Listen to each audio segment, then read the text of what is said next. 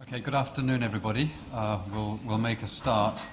John Kerry and Javad Zarif in the last day or so have, in almost identical statements, reached agreement at least on one thing, and that is that they will not be rushed on a deal on the nuclear issues. And I guess now that the latest deadline has lapsed, another group of people are also not going to be rushed, which are the members of the United States Congress, whose time for consideration of any deal that might in future be reached has now been doubled from 30 to 60 days. And that, of course, assumes a lot about breakthroughs in terms of the outstanding areas of disagreement between the two parties before we even get to the point of a deal. For those of you who are unfamiliar with Mark Fitzpatrick's work on the technical aspects and the diplomatic aspects of the Iranian issue, all I can say is, where have you been? To have missed this torrent of output, journal articles, dossiers, Adelphi books on this subject in the last few years or so. And so I think the best that I can do in this circumstance is to get out of his way and turn things over to him and ask him to explain to us where he thinks we are and where we might be in the medium term. Well, thanks, Adam. Thanks for coming, despite the fact that we don't have a deal that can be assessed. I have to start off with a confession. A week ago, I spoke here to a group of young professionals in foreign policy, and I don't know what came over me, but I thought I would make a prediction, and I predicted that there would be a deal on the 8th of July at 2 a.m. Because July 7th was the deadline at that point. And I said they'd stop the clock, and so, but then it would go a couple hours over. But I was much, much too optimistic, obviously. Although when I said that, one of my friends watching the events in Vienna kind of scolded me and he said, no, it's going to be on the 6th of July. He was pretty certain it was going to be on the Monday. So I wasn't the most optimistic. It's kind of risky trying to assess a deal that hasn't been done yet, but we know the basic contours as were announced after the Lausanne Accord on the 2nd of April. We know the red lines, or the supposed red lines, maybe the pink lines, announced by the Supreme Leader in the time since then. We don't know exactly how those pink lines are being interpreted, but we get some sense of it. We know what the sticking points are in the discussions in Vienna, because both sides have been briefing the many, many journalists and other observers who are hanging around the Coburg Palace in Vienna waiting for the white smoke to emerge. But we still, just know the contours. And the devil is probably going to be in the details about which we don't know yet. So I thought I should, for the purposes of this event today, maybe step back a minute and take a look at the big picture. And the big picture was that up until September 2013, Iran was steadily advancing its uranium enrichment program. They were adding centrifuges at a pretty steady pace. They were increasing the stockpile of low-enriched uranium, which, if further enriched back then, could have produced up to 5-6 weapons worth of highly enriched uranium. They actually stopped the increase in September, and then in November, the Joint Plan of Action interim deal was struck between the 6 parties and Iran to actually put in writing what had already been a de facto stall. In addition to the centrifuge numbers being more or less capped then, the sanctions had also more or less been capped, and then the Joint Plan of Action made that official. And so what had until September 2013 looked like a dire situation of the breakout time for Iran's potential nuclear weapons program getting shorter and shorter, to the point where I had real concerns that we were possibly heading toward war. And I wasn't the only one. There was a lot of concern that Israel might have taken matters into its own hands, that the United States may have at some point reached a judgment that that breakout time was getting too close.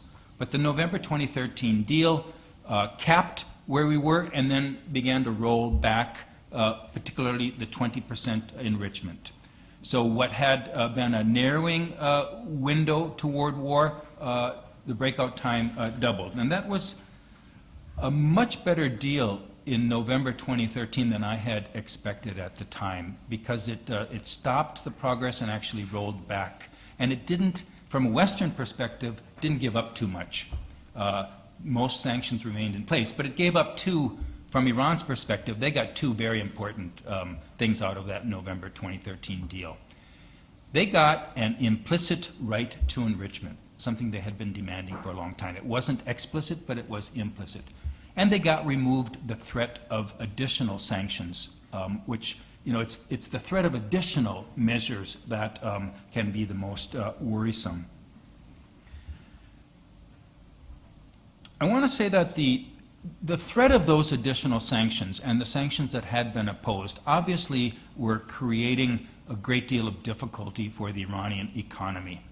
They hadn't brought Iran to its knees, however. It's a mistake to think that Iran was ready to cry uncle. And I think it's a mistake to say flatly that it's the sanctions that got Iran to the negotiating table to seriously engage with the other six parties. Sanctions obviously played a very important part, but there was another important element, maybe just as key, is that you had presidents of the two most important players in these talks both looking for a pragmatic solution, President Obama and President Rouhani. Now, as good as that interim deal was in November 2013, I remember the critics at the time were aghast at the concessions that had been made. They loudly condemned it because, as I said, it accepted that Iran could have some enrichment. The idea on paper until then had been that no enrichment at all. That had long ceased to be a possibility, but it was still held out as a demand. Well, in November 2013, that demand was lifted. But it was a pretty good deal, and it's interesting that the critics of the deal had been predicting that allowing a little bit of sanctions relief would have been a crack in the overall sanctions regime that would have led to the collapse of the pressure on Iran. And that didn't happen. The pressure has remained. Iran got $700 million of its own money back every month, but actually more of its oil assets were being frozen than they were getting back. And there wasn't any crack in the sanctions regime overall, because banks and companies that wanted to do business with Iran were very reluctant to get engaged, to put money in that they weren't sure they would be getting back. So it held. And now a lot of those critics back then rather like that interim deal, and they'd like it just to continue. I'm thinking of Senator Lindsey Graham, for example, a presidential candidate, or Senator Bob Corker, who's head of the Senate Foreign Relations Committee. They'd just like to continue that interim deal. I had been saying since November 2013 that that interim deal could just be continued, and that was probably the most likely thing. And then some of my friends would say, no, it can't be continued. The dynamics, political dynamics in Washington and Tehran wouldn't allow it. But we kept getting extensions, and now we're getting not 6-month or 7-month extensions, but we're getting extensions of 1 week or 4 days or 2 days, or maybe, anyway, we're probably not going to get another 7-month, 6-month extension. But I think parties are going to keep talking until they reach a deal. At this point, I'm still pretty optimistic that there will be a deal, and probably this month, but it could be in August, it could be in September. I just don't, I think the parties have put too much on the table. They've made too many compromises. They've gotten too close to let this all slip away. And what's happening now is that the key parties are just negotiating those last bits to try to get the maximum tactical advantage. And the danger is that one side or the other will overplay its hand and seek too much, and then the other side will walk away. But even if they walk away, they won't walk away for very long. They'll come back to it because there's just too much at stake. Looking at the broad contours of this deal as laid out in Lausanne and as we're getting from the reporting from Vienna, I think you can, let me say fairly that it's not going to shape up as a good deal for either side, but it's shaping up as an acceptable deal. The bad side of it from the point of view of countries on this side of the West, let's say, is that the sunset clause is is probably the major demerit. Now, of course, there has to be a sunset clause. Iran was never going to agree to accept limits on its nuclear program forever. That just wasn't in the cards. But it's the length of the sunset clause. And, for a country, for a people, the Iranian people with, what does it raise, 8,000-year history or 9,000-year history, 10 to 15 years isn't too long of a period to wait before they can be allowed to expand their uranium enrichment program as much as they want. And so the question is, for me, the worry is, what if in 15 years, when the limits come off, and Iran is still under deep suspicion of having a nuclear weapons program in the basement?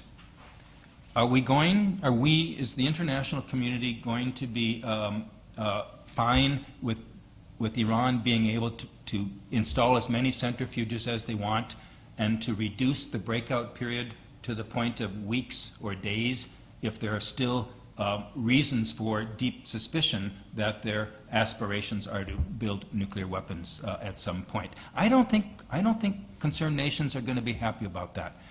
So what's in the deal that's shaping up should retain some degree of leverage to try to get confidence that Iran doesn't have a bomb program in the basement. Now, how do you get confidence about that? Well, there is a tried and true method. The International Atomic Energy Agency has a basis by which they can draw a conclusion that all of the nuclear material in a country is for exclusively peaceful purposes. It's called the broader conclusion of the additional protocol. If Iran implements the additional protocol with sincerity and answers the questions about activities involving a military program, then the IAEA would be able to draw that conclusion as they've drawn it for, I don't know what it is, 60 other states.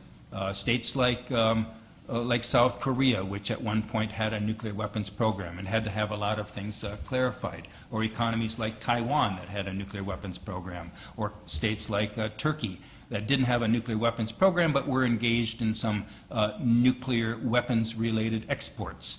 Those countries have all gotten that certificate of approval from the IAEA in the form of that broader conclusion under the additional protocol. And I think Iran can get it too if they sincerely implement the additional protocol. I think if and when they do that, if the IAEA can draw that broader conclusion, then that would be the time for all sanctions involving a nuclear program to be lifted. But I think until then, some sanctions must remain as leverage so that Iran would have an incentive to come clean. So that's my concern, is that after 15 years, if that additional protocol broad conclusion isn't part of the condition, that we'll get to 15 years. And as I've said before, actually we'll be lucky if we get to 15 years. But if we get to 15 years and there's still deep suspicions, then we'll be in trouble. There's another unfortunate compromise that has been made along the way. And it's a necessary compromise, but it's still an unfortunate compromise. And it's why you can't call this a great deal for the West. And that's that Iran has this implicit right to enrichment, which makes it hard then to hold the line for other countries to go down a similar path of obtaining dual-use technical capabilities that would put them on a potential path to nuclear weapons as well. And we've all heard the Saudis talk about having whatever rights and capabilities Iran has, they want to have it too. Now, I don't think the Saudis are going to get uranium enrichment, at least no day soon. One, they don't really have the industrial base for it, or the what you might call the technological, the educational base for it. And two, to get a bomb, and I don't think anybody's going to sell it to them legitimately. Maybe North Korea would be willing, but I think intelligence agencies are going to be very much on the lookout to stop any such would-be sales by North Korea. And maybe some Pakistani retired scientists might be interested in selling their expertise, but Pakistan has a program in place to employ all those scientists, so they won't be tempted to sell their expertise. But the point is that Iran gets the implicit right to enrichment, so it's harder to hold the line on other countries, and that's the proliferation demerit of the deal. Plus, Iran is not limited in its enrichment capacity to the practical needs for its civilian program. And that had actually been the principle back in November 2013 in the Joint Plan of Action, the interim deal, that Iran should be allowed to have an enrichment program sized to its practical needs.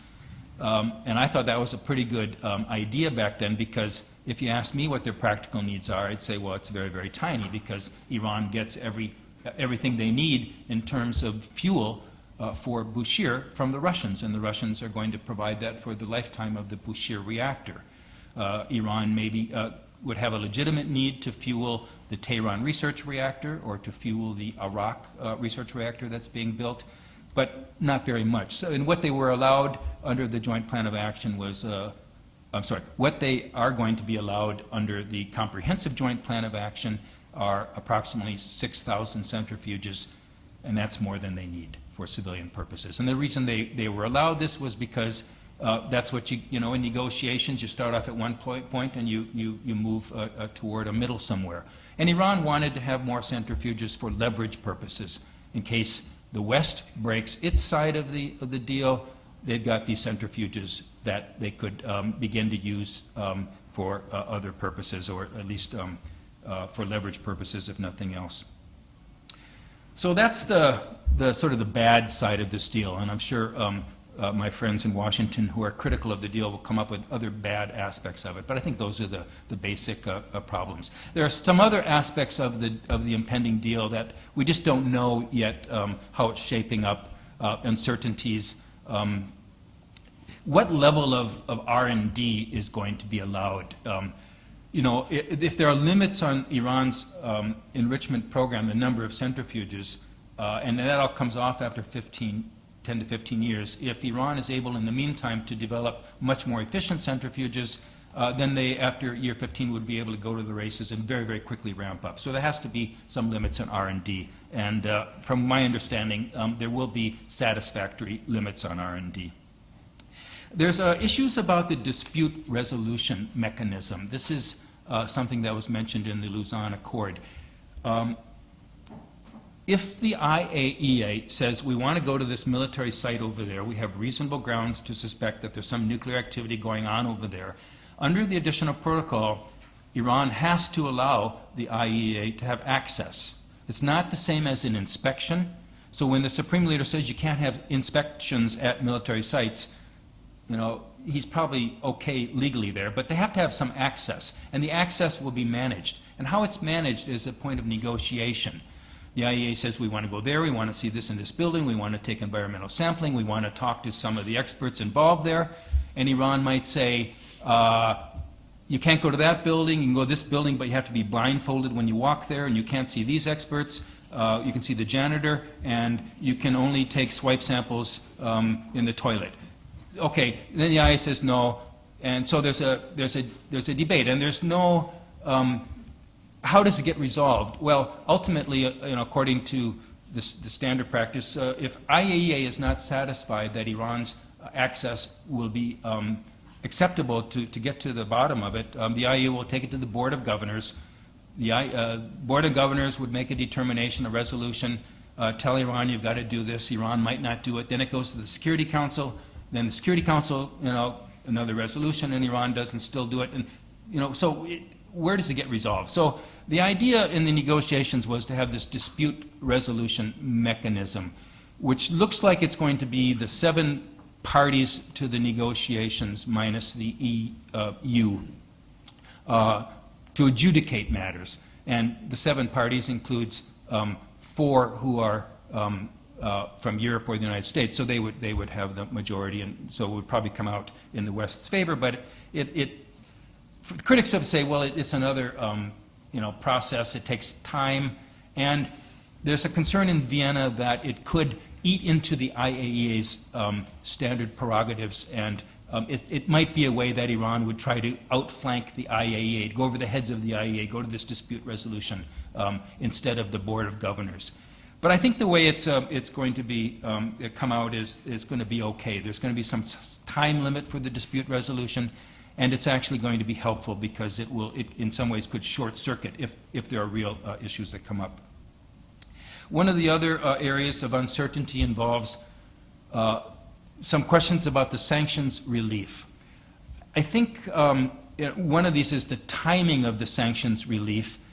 When the Supreme Leader said sanctions have to be lifted on day one of the deal, that's problematic until you define day one as meaning something other than what you and I might think day one is. If the deal was signed tomorrow, that would be day one. But no, that's day zero, and day zero lasts for some period of time, and day one will come after implementation, after the preparation period. The preparation period involves that period of time when Iran has to remove 8,000 centrifuges, has to blend down or export 7,700 kilograms of low-enriched uranium hexafluoride, has to remove the core of the Iraq reactor. There's a lot of stuff they've got to do, and that's going to take some time. And after that's all done, significant sanctions will be lifted. At one point, Zarif said, that could be done in a month, maybe 2 months.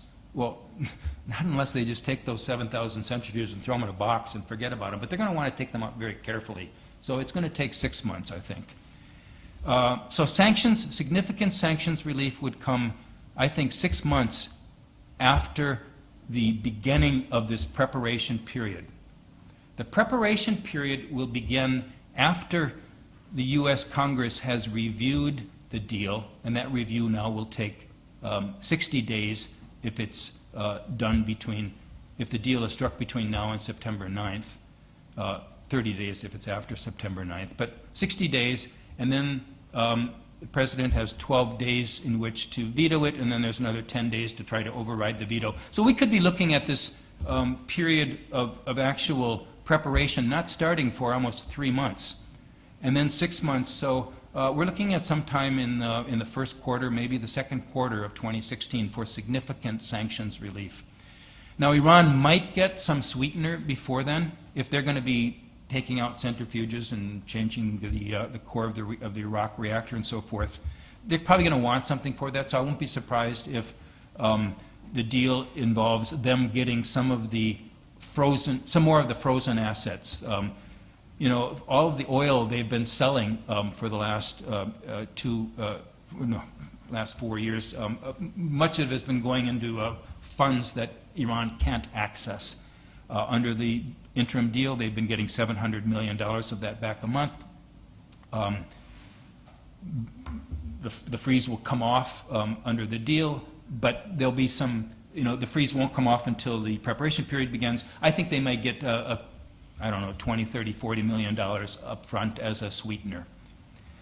Now, there are claims that Iran is going to use this money for activities in the region that are troublesome. They're going to spend even more propping up Assad. They're going to spend even more supporting Hezbollah and its acts of terrorism, more money to the Houthis, more money to the Mahdi brigade and other militia in Iraq. Yeah, they're going to have some more money for all that activity, but I wouldn't call that a major demerit of the deal for 3 reasons. I mean, one, this is Iran's money. It's been frozen because of their nuclear activities, and if the nuclear activities that caused the freeze are resolved, as they would be in the deal, then it's a matter, of course, that the money gets returned to them. Now, if you say, well, no, it can't be returned to them until they clean up their act and stop helping the Houthis and stop messing around in Hezbollah and so forth, you're adding additional conditions. You're changing the goalposts. And, you might have other negotiations to do that, but that's not quite fair. Of course, we deal with matters of foreign policy. Not everything is fair in foreign policy. But just look at the realities here. Iran's activities in the region aren't hugely expensive. You know, they're opportunistic. They send a little bit of money to Houthis, they double, triple it, but it's still not that much money. They've been able to do it without any problem. So it's not, funds aren't the variable that is, controls how much of this kind of activity Iran conducts in the region. The third reason, and the main one why I don't think it's going to be such a problem, is that there's so much pent-up demand in Iran for funding for domestic purposes. And the Iranian people have a tremendous expectation that this deal is going to bring them personal and national benefit, that they're going to see some results pretty quickly. And frankly, that's not going to happen, because it's, you know, they're going to get some benefit, but trade will start, but a lot of companies are going to be reluctant to invest anything in Iran. Banks are going to be reluctant to service trade until they're sure that it won't fall afoul of American sanctions, because of the huge fines that have been levied on many European banks, for example. So they're going to be hesitant for some time. They might be hesitant until they see who's the next U.S. president and whether that president will implement the deal. So I don't think there's going to be a huge economic benefit to Iran.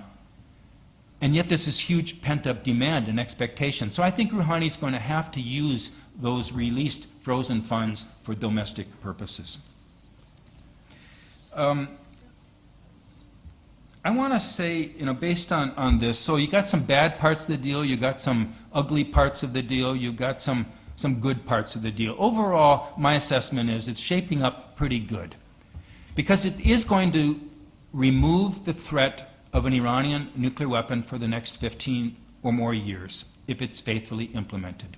And there will remain enforcement mechanisms to give Iran incentives to faithfully implement it. Incentives in the form of maybe not snapback sanctions for the UN, although the parties keep talking about that, but United States and EU can reimpose sanctions at any time if Iran violates the deal. So I think it's going to remove the threat of an Iranian nuclear weapon for the next 15 years, because all the various paths to a weapon are going to be blocked, and there's going to be intrusive inspection to verify it. And you know, that it's pretty amazing, really. You think about this. 2/3 of Iran's centrifuges are going to be taken out of operation. And 97% of their stockpile of low-enriched uranium, of uranium hexafluoride, is going to be removed. Remember back in 2009, the fall, the famous fuel swap deal. This is much better than the fuel swap deal, which was going to remove half of the stockpile, or the deal that Brazil and Turkey tried to mediate in April 2010 that would have removed a portion of the LEU. We're getting rid of 97% of it. In addition to removing the threat of a nuclear weapon, the threat of a war is shelved for the period of this deal. And that's a significant benefit for the region and the world. The possibility of war still remains. That's part of the enforcement mechanisms. The possibility of a military option remains on the table if there's violations. But if there's no violations, then, you know, we're in a period of a better situation for the Middle East. Despite all the other problems going on in the Middle East, despite all of the concern that Iran's Gulf Arab neighbors have about this deal, the world doesn't have to be worried about a war erupting between the West and Iran over this for the foreseeable future. And finally, the deal opens up the possibility of a new page of relations between Iran and other countries that have felt very antagonistic toward it, and vice versa, for so many years. Now, I don't predict this is going to happen immediately. There's a great article in the New York Times by Thomas Erdbrink, who was talking about how this deal is actually very bad for a lot of parties in Iran, the parties that have seen anti-Americanism as being a fundamental pillar of the regime. I mean, this deal removes one of the principles upon which the Islamic Republic of Iran was founded. That's pretty threatening to the regime. And so fighting back, hardliners in Iran are pumping up the anti-Americanism. You can see it in the Quds Day rallies. I mean, it's horrible stuff. So we're not going to see this immediate outpouring of relations between Iran and the United States. The Arab states who worry about that don't have to worry about friendship right away. But the deal does open up the prospects for better relations because it removes the single most important impediment, the one that has been the potential for war, the one that is most of concern to Western states for national security reasons. So there are ways that Iran can, after this deal, cooperate with the West on areas of mutual interest. They're already cooperating de facto vis-a-vis ISIS, and I think that we'll see that maybe in a de jure way. They can cooperate in Afghanistan. They can cooperate on counter-narcotics smuggling, and in terms of Iran's tremendous water shortages problems. There are a lot of areas where Iran now will become more of an integral part of an international system, and as they see the benefits of that, I think they'll be self-reinforcing. But there are going to be problems along the way. There's going to be plenty of problems. Implementation of the deal. You know that there are going to be areas where doubts arise, where Iran might try to cheat, where there'll be accusations of cheating that might not be exact, but they have got to be investigated. So if there's a deal, and I think there is going to be a deal this month, it's really just the beginning of a resolution of a long-standing problem. But I think we're going to be starting to see a positive path after that. Thank you. Great, thank you very much, Mark. That was terrific, admirably clear. Can I just, before we turn it over to you, ask you to say a little bit more about the role of Congress, about which a lot has been made in the press, and perhaps particularly in light of what you just said about the anti-Americanism which remains central to the political system for practical as well as ideological reasons in Iran. Do you think there'll be a temptation in Tehran to trumpet whatever deal is reached as a major victory of some sorts in a way that might then condition Congress's reaction in a complicating way? And what is the balance of opinion in Congress, would you say, right now? Well, I mean, absolutely Iran will trumpet this as a triumphalist victory for Islamic Republic, that the West has recognized their rights, that they've caved in on so many things. They've got to, because they've got, as hard it is for Obama to deal with the Congress, I think Rouhani's got even more difficulties dealing with the hardliners he faces. So will this triumphalism, it will obviously play badly in Washington, but it won't, I think, create circumstances that would let the Congress overturn the deal. And that is because the way the congressional legislation this spring was dealt with makes it very, very difficult for the Congress to overturn a deal. I think you all know basically that originally there had been the strong suggestion that Iran should have a vote on the deal, should have to approve it like a treaty. Well, that wasn't accepted. So what transpired was the Congress has a chance to review the deal, and now they have 60 days to review it, although 30 days of that they're on summer holiday. But if they vote against it, Obama can veto it. Of course, he'd veto it, and they probably will vote against it, but he'll veto it. And then they need 2/3 majority in both houses to overturn his veto. The opponents can't get 2/3 majority in both houses unless something really dramatically changes the dynamics.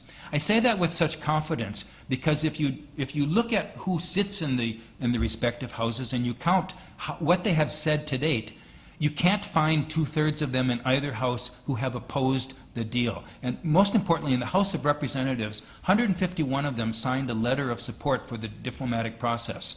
Having their names on record as having supported it means it's very hard for those 151 to then change their minds and vote against a deal, give Obama a black eye, stop this process that has so many positive possibilities. That's just not going to happen unless there's a huge change of dynamics. And Adam, you hinted at what could be the change of dynamics. Would Iran crowing about the deal change? That's not so major.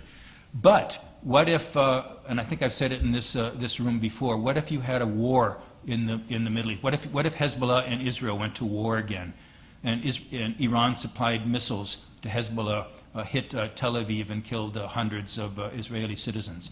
that could change the dynamics. That's one thing that I would worry about. Thank you. Jonathan Marcus, please. Fascinating talk. Two questions. Thank you.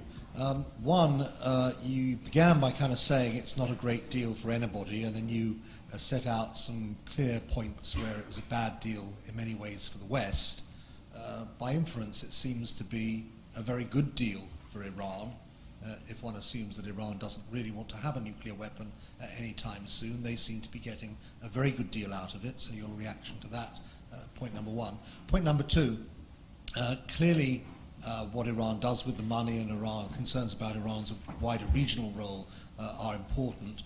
One wouldn't have wanted to complicate the nuclear negotiations by bringing that in, but would you think that some rapid move now to broader discussions about Iran's place in the region and its within the wider security framework of the region, perhaps involving the 6 key parties and the EU and obviously maybe other regional players?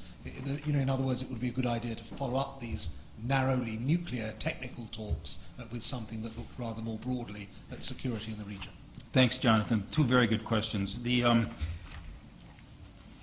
Iran will certainly say it's a good deal for them, but if you look at it, so many of the supreme leaders' supposed red lines will have been crossed. I remember when he said you can't reduce the number of centrifuges. Well, they're going to be reduced by 2/3 of them taken away. He said the Compiègne IAEA access to military sites. Well, they're going to. No interviews with scientists. They're going to have to in order to resolve or to address those questions about past nuclear military activities. So both sides have made significant compromises, and both sides, I think, will certainly claim it's a good deal. Analysts like me will look at it and say it's good enough for both of them. The second point is absolutely important, Jonathan, the need to have now a very concerted effort to try to overcome some of the or at least address the regional animosities that are so much getting out of hand. Iran has to be a player in areas like Syria, where it's been part of the problem. It has to be part of a solution. They're going to have to be part of a solution to the Yemen problem. So a concerted effort, I think, by the 6 and involving the regional players and Iran is vital if we're going to keep things from getting worse in the short term. Gentleman here in the second row. My name is Reza. I have a question concerning the R&D you mentioned. I think that's a very important subject, and apparently the American delegation during this negotiation was not pressing so much as the French. The Fabius said that we have to limit the R&D. The problem is important because the first centrifuge of Pakistani origin that Iran has developed had only one separative work unit. But now, the latest has 24 separative work units. So I think this issue is very important. So we speak about the number of centrifuges, but if you multiply by the capacity of centrifuges, that will become very important. Reza, thank you for mentioning that. I should have probably mentioned in my talk and then in answer to Jonathan's first question why this isn't such a great deal for Iran is that they're limited to these crummy first-generation centrifuges that break down at a rate of about 10% a year and that only have one separative work unit. They're not even meeting that design specification.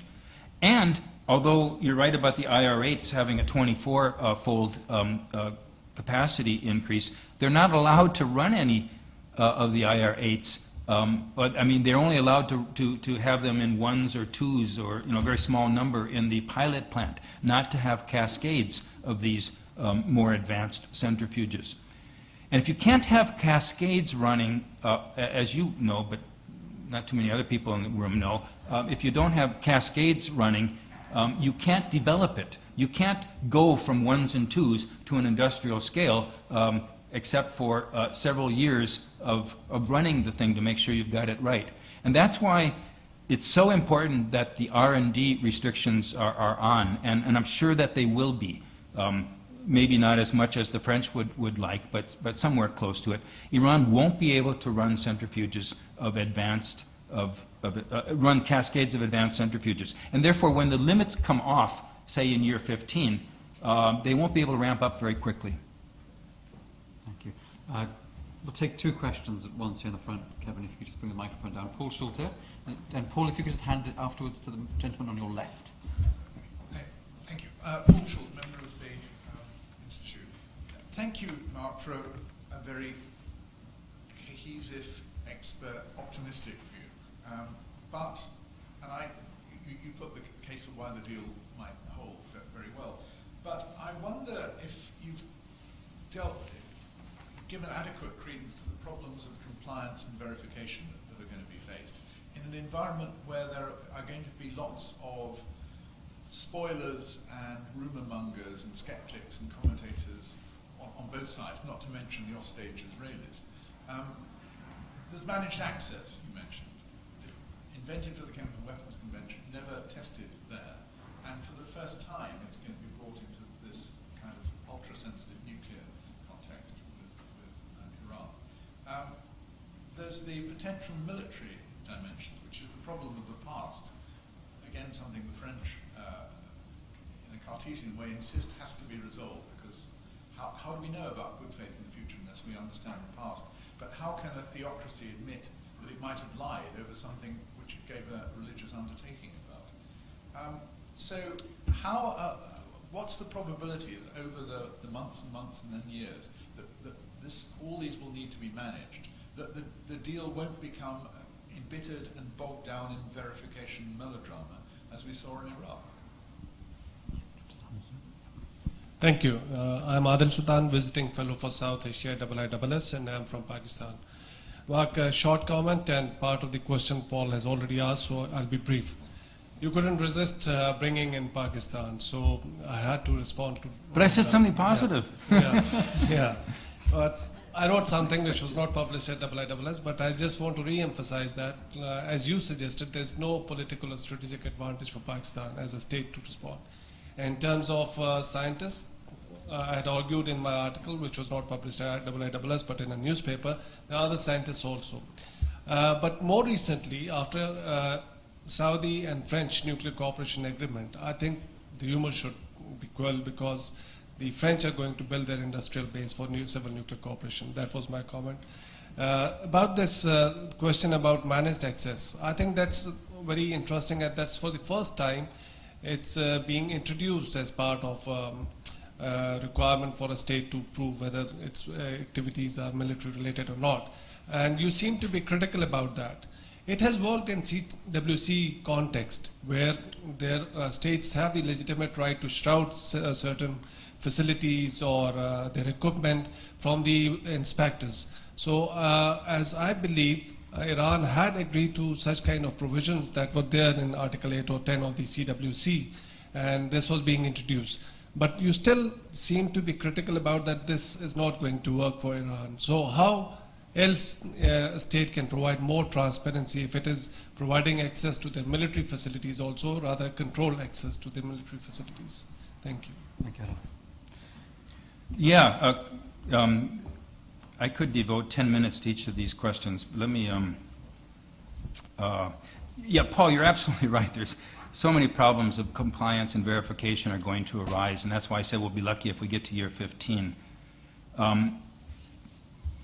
But I think it is worth noting that on the verification, the IAEA will be implementing the most intrusive, stringent, strict verification measures that it employs anywhere in the world.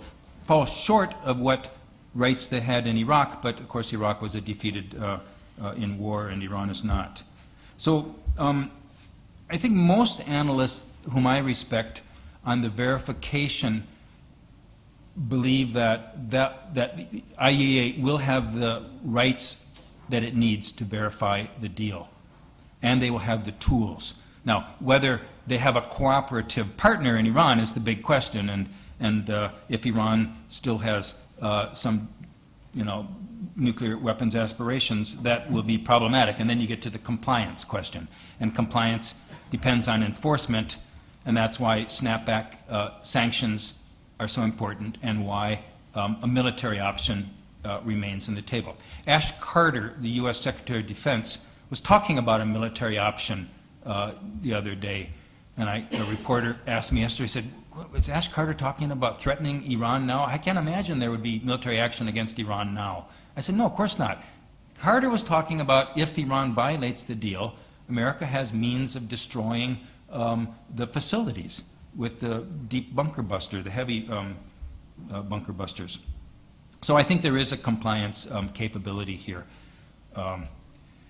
About managed access, which Adil also mentioned, the IEA has been using this tool elsewhere.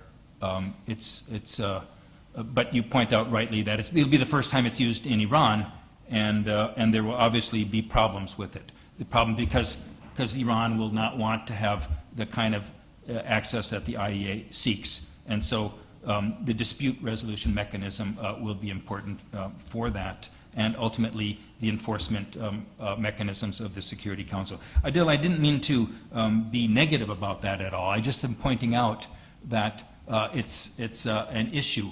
It will be an issue. It won't be perfect.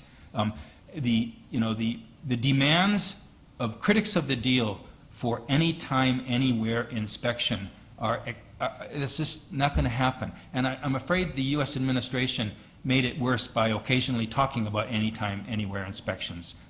They're going to get access where needed, when needed, and this access will be managed to some degree. And yeah, I mean, I think my career is set for the rest of my life in just dealing with this managed access in Iran issue. I'll be talking about this every time you come here. So what's the probability of the deal not becoming bogged down in a melodrama like Iraq? Geez, I don't know. I got to think about that one a little bit.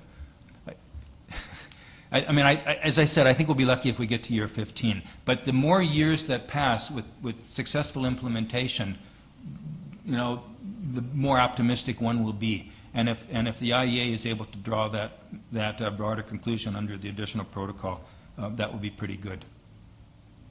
Thanks. Gentleman in the third row on my right. Thank you very much. Two brief questions. One, how do you think this deal looks from the point of view of Israel? Secondly, your point about the Congress and the vote in Congress. If Hillary Clinton calculates away from endorsing this, other Democrats might follow. And is there not a danger that is the two-thirds majority not a possibility? Thanks. Could you just identify yourself? I beg your pardon. James Roberts from the Tablet Catholic Weekly Paper. Thank you, James. So Israel hates the deal, but to be frank, they would hate any deal. So I think that Netanyahu overplayed his hand when he went to the U.S. Congress over the head of the president, over the head of the Democrats in Congress, and called on the Congress to oppose the deal. I think Obama stopped listening to him. Well, he can't stop listening to him. They have so much they have to talk about. Right now, Israel doesn't have a good line to the White House, and that's why I say I think Netanyahu has overplayed his hand. Do they have reason to hate the deal? Do they have reason to hate the deal? Well, they hate the deal for the reasons that I outlined. The sunset clause. The Israelis are a nation of people with also a long, long history, so 15 years isn't so long for them. They do worry about the cloud descending upon their nation after 15 years. I can understand that. But their demands were not reasonable. Their demands that Iran have no enrichment whatsoever was not a reasonable demand. So the U.S. and its allies struck the best deal they could, and with the strict verification, I think they have addressed as best they could Israel's concerns. And not everybody in Israel agrees with Netanyahu on this.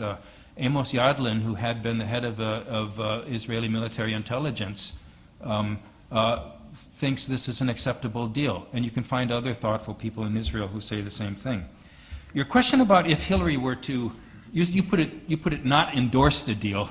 Would that affect? Would that bring any of those 151 Democrats away from the deal? It would give them cover to do so if she were to come out against the deal. She's not going to come out against the deal. I mean, unless something cataclysmic happens, it wouldn't be wise for her to do that. I see no hint of that. Nigel Inkster. Could you just wait for the mic, Nigel? Mark. Nigel Inkster, Director of Transnational Threats, Political Risk, for the record. The progression of Iran's nuclear capabilities has been attended by a series of revelations about covert facilities. Facilities that maybe were not so covert to some of the intelligence agencies monitoring this situation, but nonetheless, when revealed, with considerable political potential to complicate the management of the whole problem. How confident do you think we can be that this has now been bottomed out? That to what extent can we be sure there will not turn out to be further covert facilities of some consequence yet to be unearthed?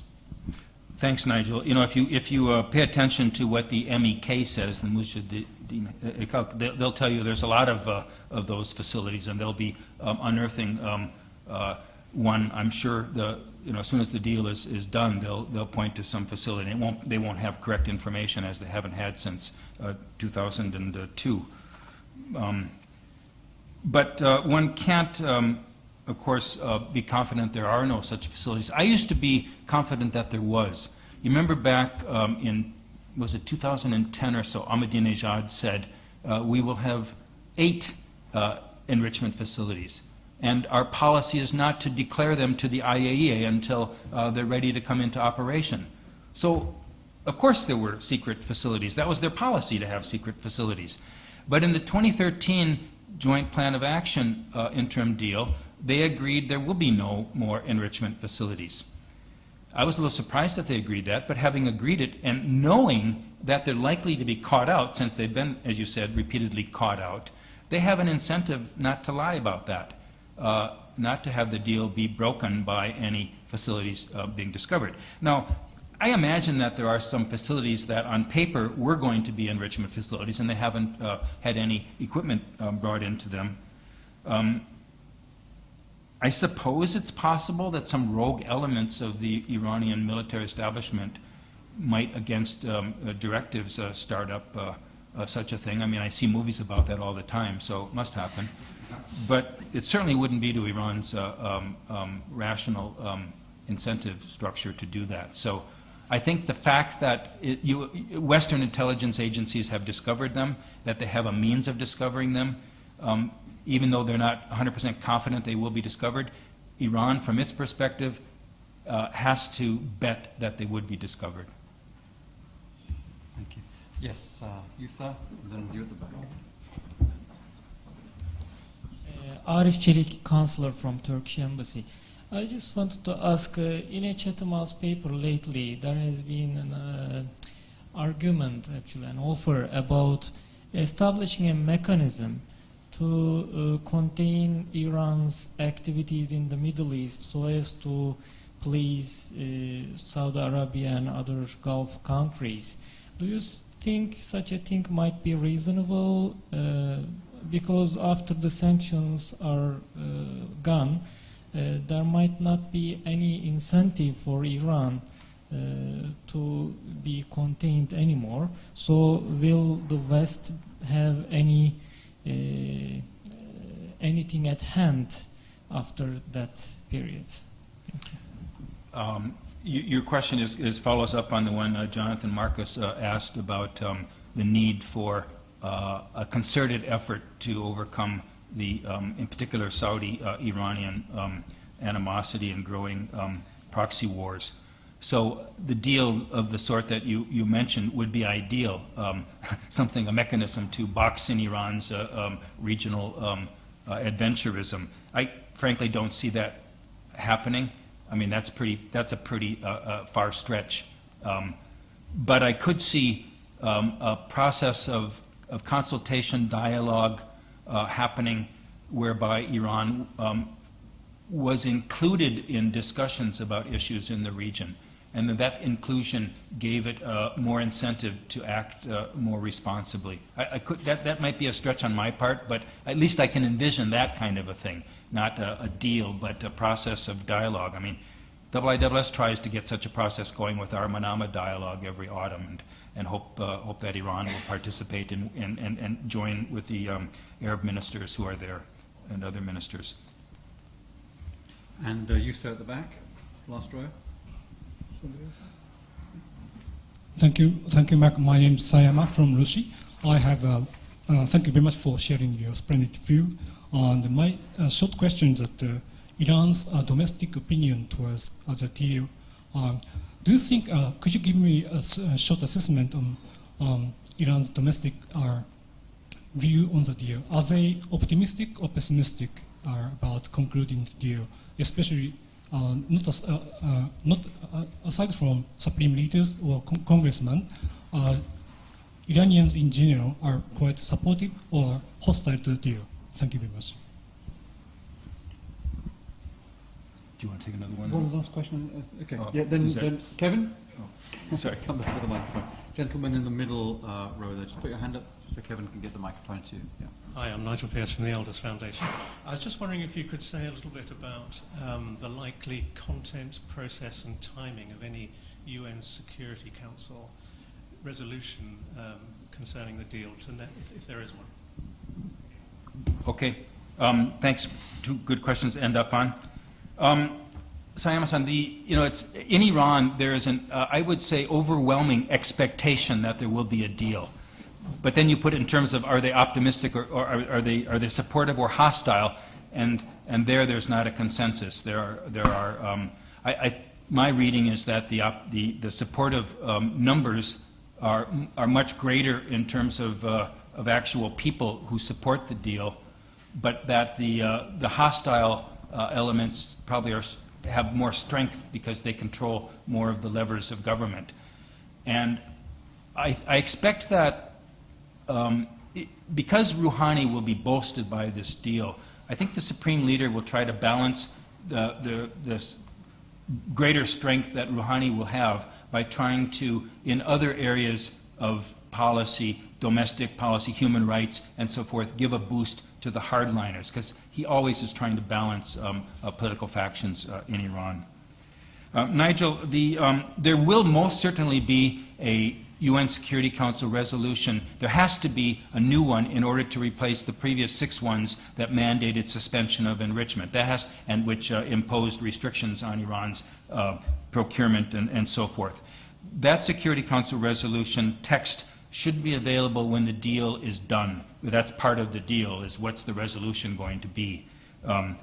The timing of the implementation of that resolution will be, I think, during that period of preparation, the 6 months. It'll take some time to set up the mechanisms. The Security Council new resolution will put in place a new monitoring system for procurement for nuclear materials and technologies for Iran. It will allow procurement of materials geared to the size of the allowed enrichment program, and it'll put in restrictions for things above that.